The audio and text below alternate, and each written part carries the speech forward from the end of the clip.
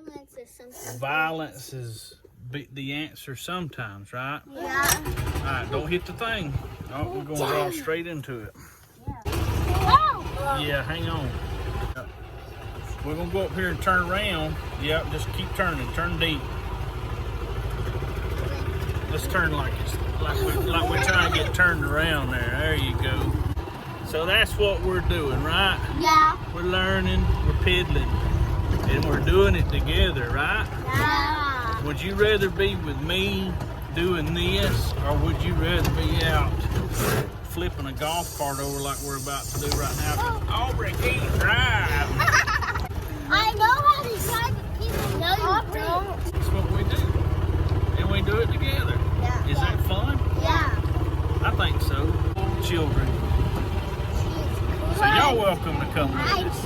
That's what we're doing today. Alright, so it's smooth. Idling smooth. And watch when I put it in the drive.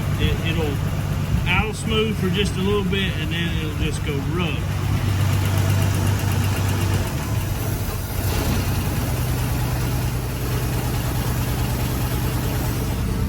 Now I've noticed, like, that's way rougher than it usually idles, and that's in 3. But watch, if I put it in the low, it idles like crap. But then go back up to reverse, and it's still idling rougher than normal. But see, that's not normal. That's way rougher than it always idles.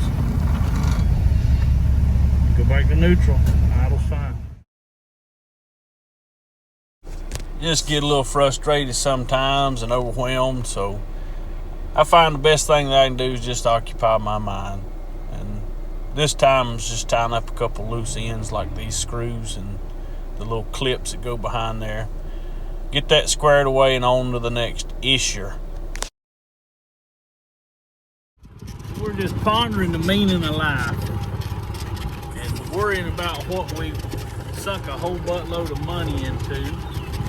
Hey, how you doing? And if anybody, I've posted it, and quite frankly, I got more than that in it. You know, I kept the receipts and I kept adding up and adding up. When I got, you know what I did? I stopped adding because I said, there's no way I'm gonna get this kind of money out of this car. They don't have that kind of value. So I posted it. Nobody's really biting. I had one guy with a decent looking F1, the 51 Ford. He was, can you get out of the bump, darling? Yeah, let's go over here where it's smooth.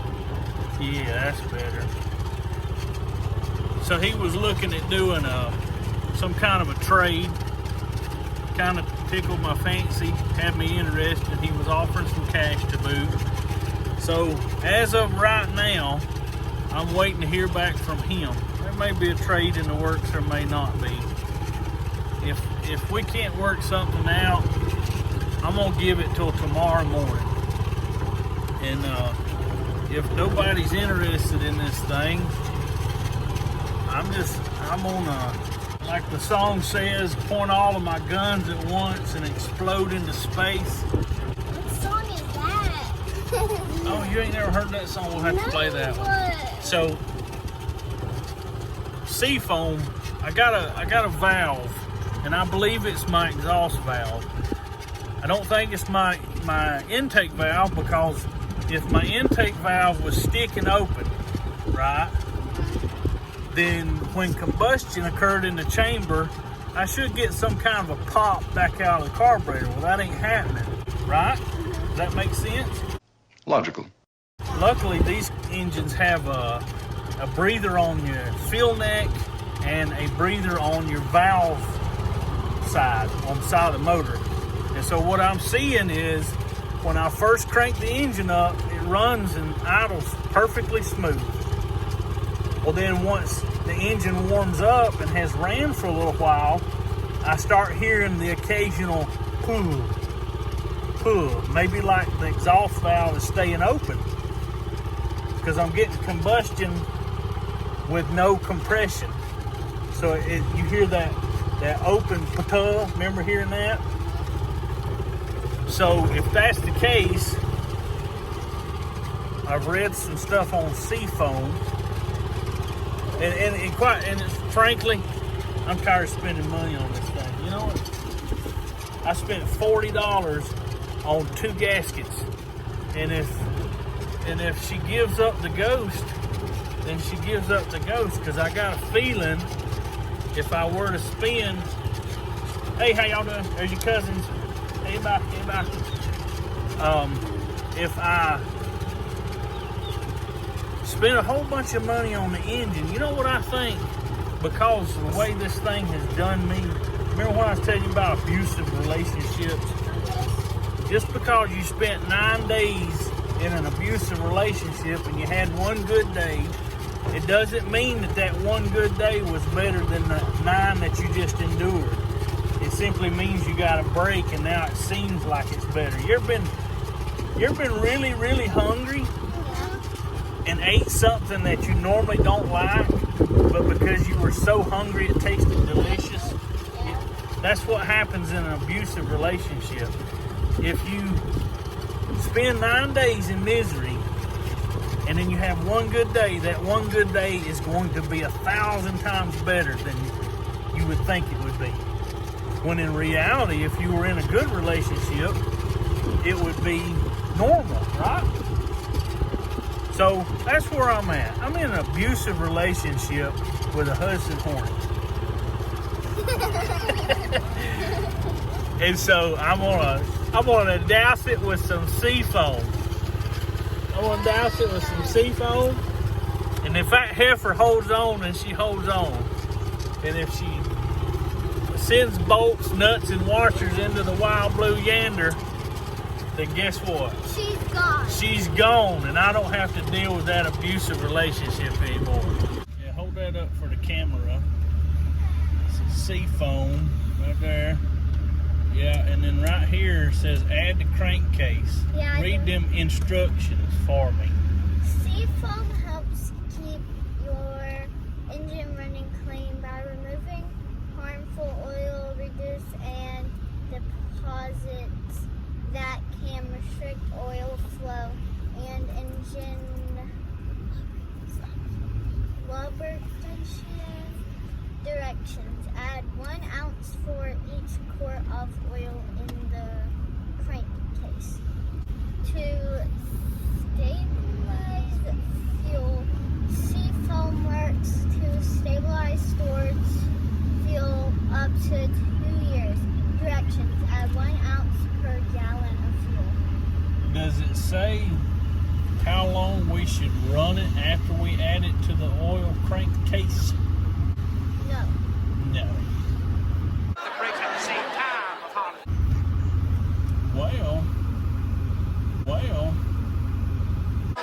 Well, I don't know. I wouldn't have it. And it said And that is that it's little. 1 ounce.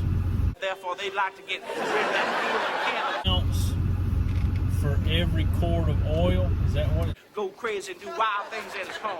1 ounce per gallon. 1 ounce per gallon. Fort Lauderdale. How does it compare to? No, on the crankcase one. You tell you what it is. It works out like this.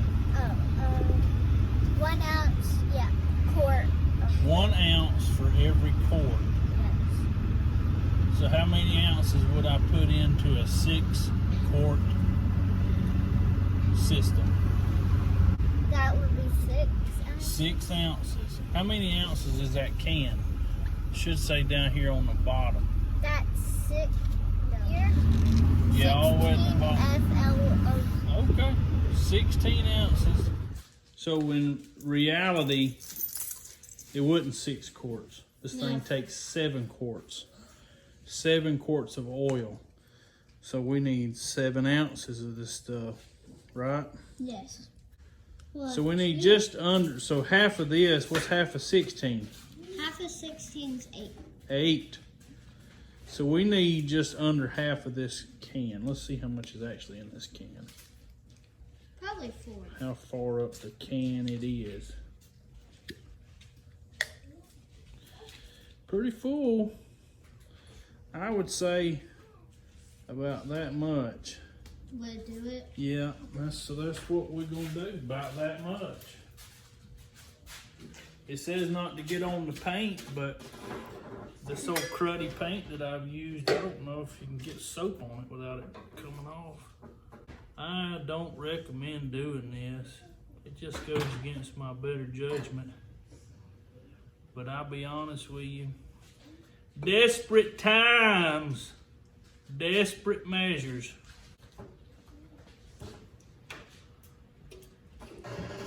I think That might work. a little bit more, because it's an exacting science, you know. All right, people, stand clear, because I'm about to pull this thing out and turn it around and let it idle. It's my better judgment, but I did it anyway.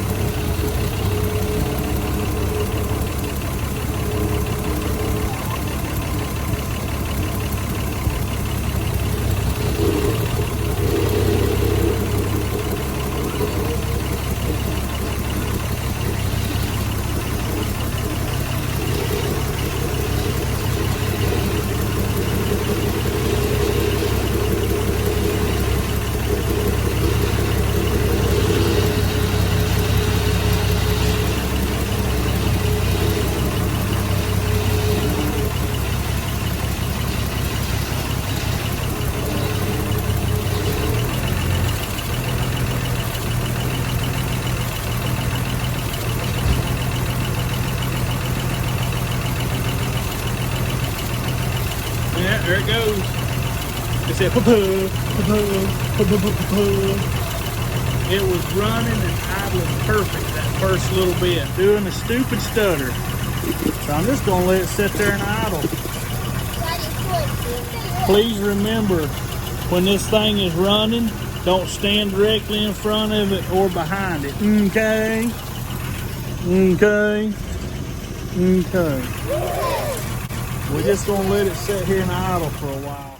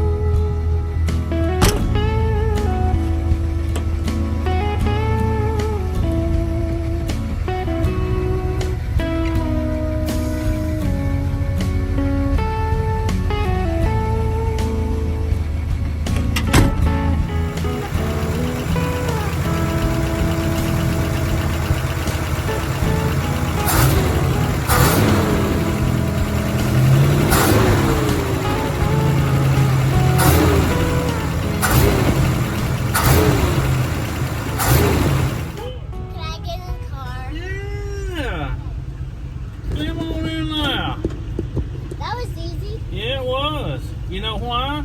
Because it's a dog. Cause it ain't hard. Yeah. Oh yeah. So you hear how smooth it's idling? Yeah. Reckon why when I do this right here?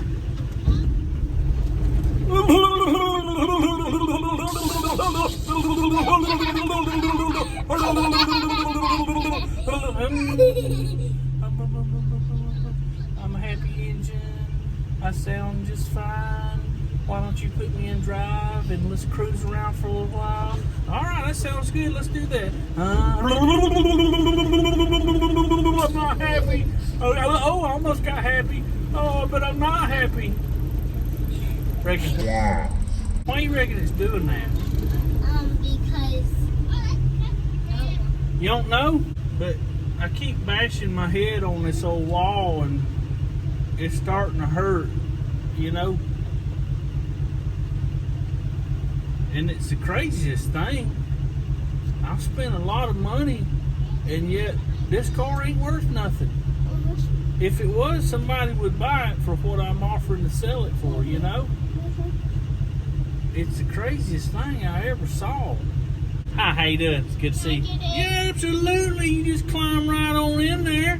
Just climb right on in there. Daddy. So that guy said, he was asking how much that particular Hudson was worth. We're letting it idle for about an hour. We're at 30 minutes. So back to what I was saying about value.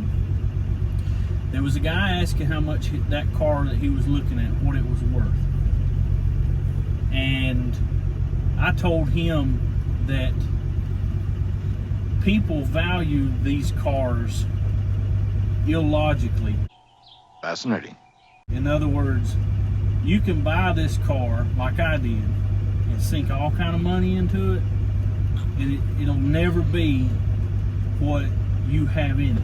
In other words, you're not going to get the money out of it that you put in it. And it's the craziest thing. So like, why a car this rare? Like, have you ever seen a Hudson go up the road? Me neither. I'm 42 years old and I can't recall a single time in my whole life where I've seen a real life Hudson Hornet. As a matter of fact, the first time I ever even heard of a Hudson Hornet was in that cartoon movie. Remember the race cars? The Doc and the little red car? Literally the movie's called Cars. Oh yeah. Oh yeah. It's Like a the cartoon. Queen. Like McQueen, yes. Lightning McQueen. Lion McQueen. So, how is it that a car as rare as a Hudson Hornet could be worth basically nothing? It don't make no sense to me. Now you take another car, Like that- a Ford. well, like a Chevelle or a, let's see, another popular car. There's all kind of popular cars, and that's the key. It's not really even about production numbers anymore. Because like this car had pretty reasonable production numbers, meaning that it wasn't rare when it was produced. And yet, how many of those cars actually remain? Those are two different numbers. Well, a third number is how many do you actually see? Because it's irrelevant at this point in 2024 how many of these cars were manufactured, because that many have not survived, right? How many of those cars that have survived, meaning that somebody bought them and restored them, how many of those cars do you actually see driving on the road? None. So you keep whittling down the numbers and eventually you come up with a real world reality of rarity. But none of that matters, because all the collectors and all the people that have been working on cars, they're still thinking in the old world for little disposable cars. And so they think that these cars aren't worth anything. And it shows, because I spent a buttload of money on this car. If I had bought a Chevrolet for the price that I paid for this car, it would have been a running, driving car. I know. But because it was a Hudson Hornet, I paid what I paid so I could have a Hudson Hornet. You know how much a fuel pump for this car is? $1 million? Close to it. $300. You know how much a fuel pump for a 54 Chevy car is? 50? About $28. Bro! You know how much a polished stainless steel gas tank for a Chevrolet is? 50. $300. You know how much a gas tank for this car is? No, it's just an old metal gas tank. Nothing special about it. Wait, 1,000? $1,000. Yes! I won the lottery! You know how much a thermostat for this car is? Like 2,000? tell you what the man told me. 50. There was one guy that shot straight with me. He's like one of the two gurus on these cars. And I called him because I was trying to find a thermostat. And you know what he told me? What? He said, Caleb, I can sell you one. But here's what I would recommend you do. And so he told me about a thermostat that is in a different kind of car that would work in this car. So if I was this big crazy guy trying to do it just perfectly like it came from the factory, I don't know what a thermostat would cost. But he knew as well as I knew that what I was looking to do I know you. You know you. And I know you know that I know you. was not put an original thermostat back in there because they were a little bit on the crazy side. How much were they? We never discussed the price. That's how you know you're getting into the fine wine section of the grocery store. $0. When you go into the restaurant and you have to ask the waiter how much that glass of Coca-Cola costs, you're in the wrong restaurant, because some of them restaurants, you're not coming out for less than $1,000 bill. Bro, that was $1,000 bill. So, but see, and that's what's crazy. If you were looking to be in a prestigious vehicle, in other words, you were looking to be in a car where somebody seen it going down the road and they go, ooh, that man's got money. You're not going to pick a Hudson. You're going to pick, like a Ferrari or a Porsche or a McLaren, something, high dollar. And yet, to drive a Hudson, not just have a really nice one parked in your garage. To drive a Hudson, you're going to spend some money. I think I know what this Hudson And ain't nobody going to know it. How much? Let's see about this here drive. I think you sound like Greg. Does Greg sound like an old, tired, worn out Hudson? Yes. What if he watches this video? I don't know if anybody will watch it, but if he did, I'm sure he'd get a good laugh out of it. Well, I think what we can do now that what time? Anybody got their phone with them? No. Can you look at the sun position and see what time of day it is? No. I'd say it's I about. see the moon. I'd say it's about 4:48. Somebody go get your phone. I don't have my phone. I don't have mine either. Somebody got your phone. What was you in there piddling with? Taking it half. Wait. Daddy, you have a phone right there. I do. Let's see what the time was. Well, we've been sitting here for about an hour, letting it idle. We're at 189 and a half.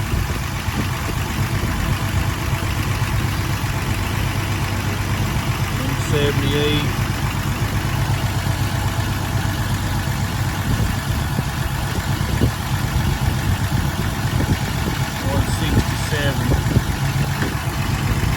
I don't know, man. It idles fine as long as it's just sitting there. I think I got an exhaust valve sticking.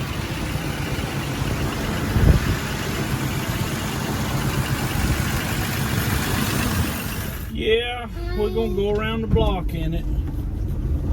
Old Spitty Sputter. I just don't know about that, man. I tell you what, that's strange. I've never had an automobile do that. It literally did. Like it's made of Yeah. It probably is. Probably.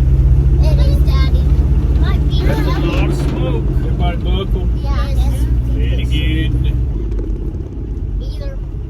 We're just gonna go down this road, turn around, come back up this road. Yeah, put that around your chest, not your throat there.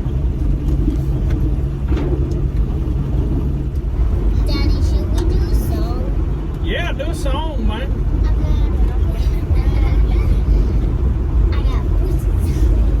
I got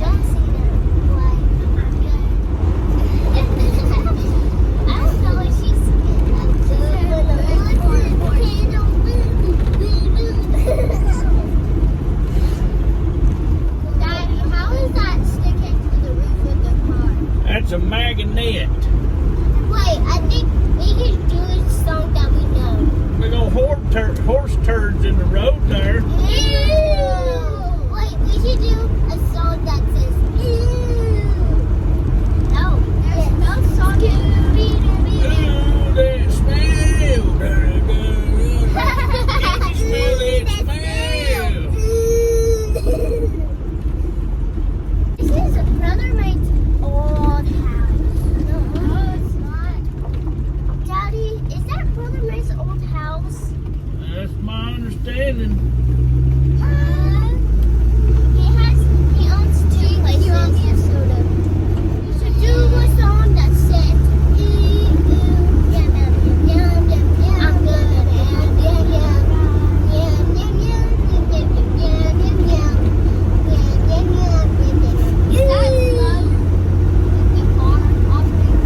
It almost smells like pizza bagels and bacon in there. I might be bacon in here. I'm so high, Yeah. I might be bacon in here.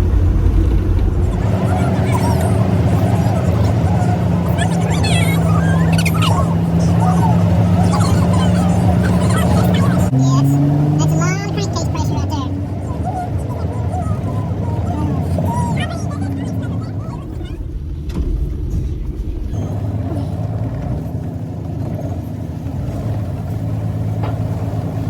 That's why I hate this car. If it had done this when I first crunk it up, I wouldn't have spent so much time and money on it. I would have said, I'm putting an LS in it. Well, I think I've got it figured out. I've done a little bit of investigating here, and I think what I got is a slack jaw timing chain. The reason I say that, I'll try to give you a visual on my rotor and then my belt. So I'm gonna turn the crank. You should be able to see the belt move as opposed to the rotor. And it's my understanding all that's supposed to be instantaneous. If there's any kind of a delay, and I just moved it before I turned the camera on, and there was quite a bit. So we're gonna try to go counterclockwise here. Let me get this thing on here.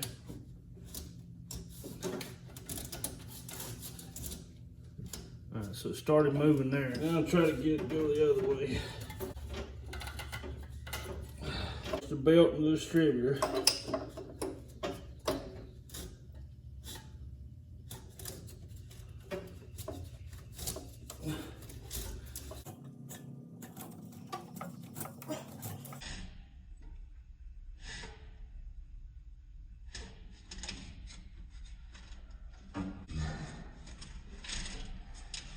That's quite a bit of distance.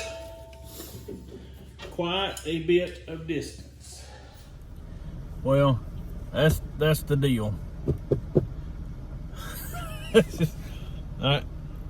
I'm so aggravated, and yeah, it's my own stupidity. Yeah, should I have replaced the timing gear and chain set when I had the motor out? Absolutely, yes, I should have. I turned it clockwise, I turned it counterclockwise, and there's at least,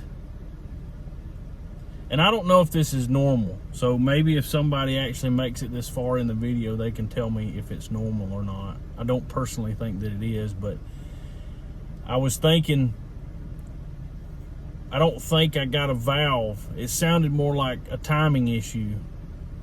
So, and I had heard it do this before, very, very intermittently before. It wasn't bad.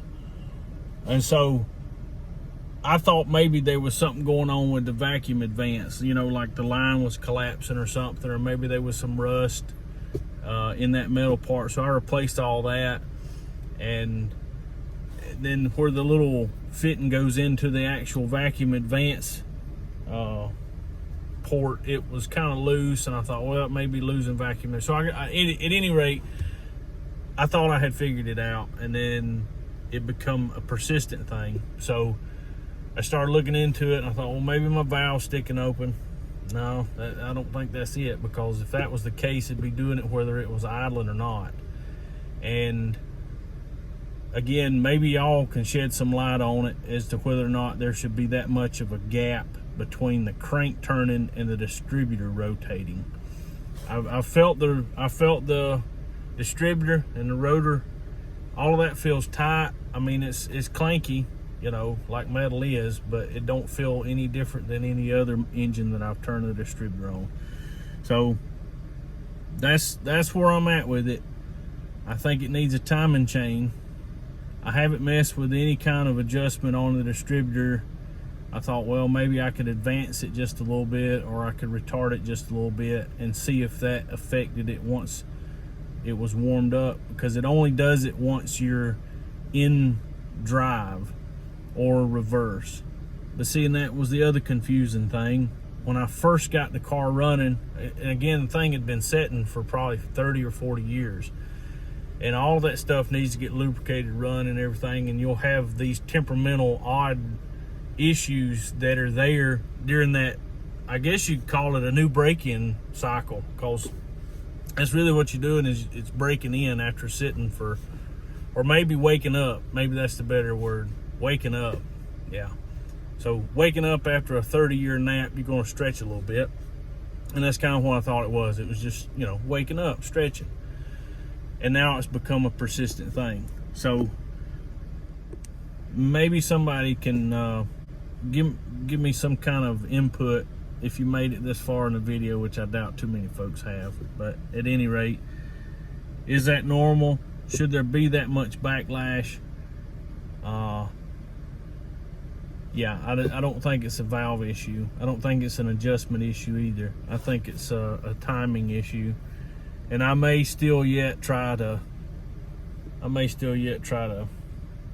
the timing a little bit to see if that actually affects it once it's warmed up. I don't know anything about the Hydromatics or their temperament or anything like that. And when I first got it running and actually had brakes on it and could drive it, yard drive or whatever, I noticed that in neutral it idled fine, and you got to go through 4 to get to 3, and then when you get past 3, it's in low. Well, I noticed that if I was stopped and I put it in the 4, it would lug it, you know, like if you had your car in too high gear and you were, you know, lugging the clutch, I guess is what I'd say. But then as soon as you pulled it down into 3, which is kind of like drive, that lugging would go away. Well, then if you put it in low, I mean, it would almost stall the car out. And I thought, well, there's no vacuums. There's no vacuum lines hooked to the transmission, and I seen all the linkages in there, and I thought, well, maybe something's out of adjustment or whatever. But I said, well, you know, go to the doctor and you say, it hurts when I do this, and the doctor says don't do that. So what I did was I just left it in 3, and once I got it, you know, where I could get it out on the road, I'd drive it in 3rd gear, you know, in 3, not 3rd gear, but drive. I'd drive it in 3 until I got out on the main road, and then stretch your legs out, and then I'd gently slide it up into 4th gear, and it would shift into 4th. And I'd done that, I don't know, I probably put 300 miles on the car by now, and with that first 50 or 60 miles, that's what I was doing. Well, after about 50 or 60 miles, all that lugging went away except in low gear. Even still, like if you pull into a parking lot and stop and pulled it down in low before this new lugging started, or new rough idle started, or whatever you want to call it, you could pull into a parking lot, put it in low, and it would just, you know, just dying, just absolutely dying. So I didn't know if any of that was connected. So I don't know. Again, sorry this is going on for so long, but these are the problems I'm having. and they may be one or two people out there that actually know what's going on. But if you happen to have an idea, I would greatly appreciate a comment. Just hit comment or whatever. And the other thing is I am a YouTuber, but I guess the whole goal is to grow your channel. I'm not really trying to do that, but I was watching and looking at my little analytics and stuff. Nearly 90% of people that watch these videos aren't subscribed to my videos, and that's fine. I guess it's primarily people that are interested in Hudson's, but me and my girls, we work on other stuff too. So if it's more than just Hudson's, if you're interested in other stuff, we got other stuff that we work on. And the pondering that I got is, do I keep bashing this possibly dead horse, or do I jerk it out and start sourcing for an LS? And that's my question, because I'm almost 100% sure what's going to happen is I'm going to replace the timing chain and gear, and then my water pump's going to go out. And I'm going to replace the water pump, and then my radiator's going to start profusely leaking. Then I'm going to replace the radiator, and something stupid with the transmission's going to happen, and I'm going to have to fix the transmission. And then when I get all that fixed, my rear end's going to start rumbling. And when I get that fixed, I'm going to have to start back over, because by then it's going to be a carburetor issue, and I done bought 2 carburetors and put on it. So I want an LS in it, but I really, really like the 308. But it goes all the way back to what I said at the beginning of all of this when I took the engine out.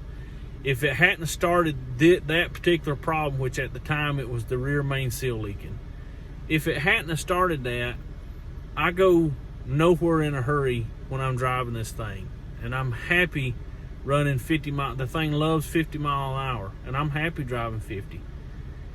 But it does me no good to go put 100 miles on something and then go spend $500 to fix it. I don't want that. And maybe, and I don't know, but maybe that's the Hudson way.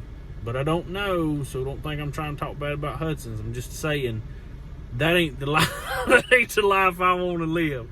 I don't want to go sink $500 into something every time I try to drive it.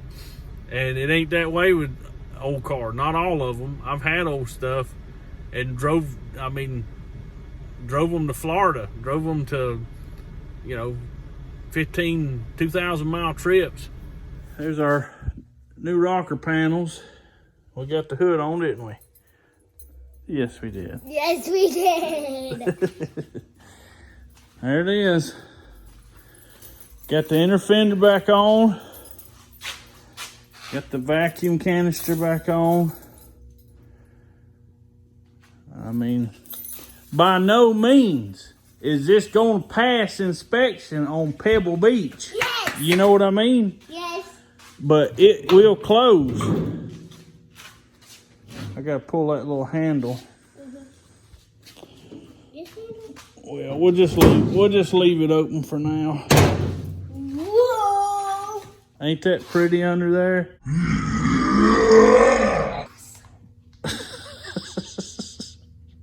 Gotta be careful. I took half a day off of work because I got a phone call from a older guy. He said that he was interested in that car. So what did I do? I took half my day off because of the potential that he's part of a generation that keeps their word and says, I'm gonna come up there. I know what I'm doing. I won't give away his age because somebody on here probably knows exactly who I'm talking about. So I take half a day off from work and I wait. I told him before he got here, I said, this is how much, he made me an offer. He made me an offer. Does that not mean nothing to anyone anymore? When you make somebody an offer, it means you've evaluated your time, you've evaluated the potential work that you're willing to put into something, and you're going to make an offer. That's almost like shaking somebody's hand. See, that used to mean something. Yeah, I'm a little upset, but let me continue before you click off. So he made an offer, and I said, I'll tell you what, because I run into this before. You put X price on it. People look at it and they go, I wonder if I could get this person, get him down to such and such price. So they call you, or they get you to call them, and they say, well, you know, I was looking at the pictures because there's a buttload of them. Now, I was looking at them pictures, and I think what you got is worth this. Would you consider that? And I say, you know what? If you come up here with that amount in your pocket, and you hand that amount to me, I will help you load that, and you can have it for that price.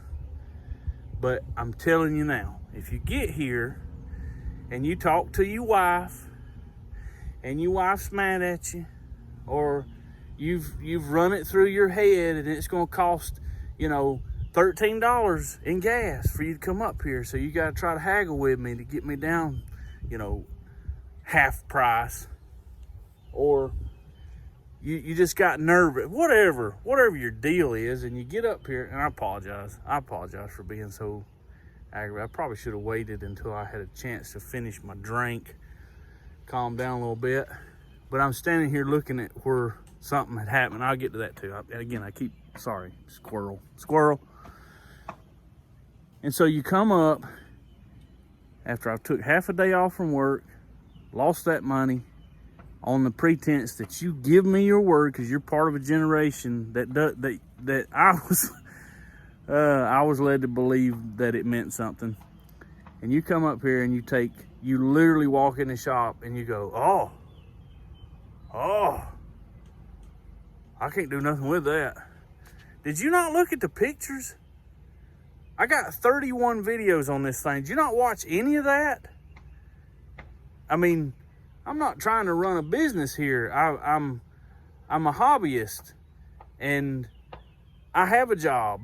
I got several jobs actually, but you've wasted my time, proved that you can't keep your word, and for all the icing on the cake, break down in my driveway,